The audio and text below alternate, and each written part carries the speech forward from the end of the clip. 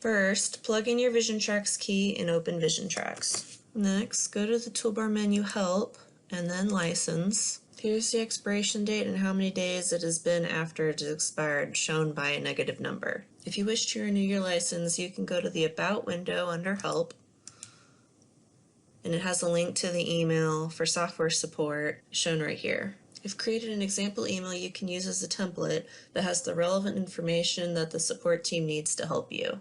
In the subject line, I've added VisionTRX support expired license. They need your full name and company name, your HASP ID number, and your expiration date. They'll also need your version number and your license level number. Please also add the best way to contact you both by phone number and email. At the end, reiterate that your license is expired and that you wish to renew your maintenance contract. Thank you for watching this video.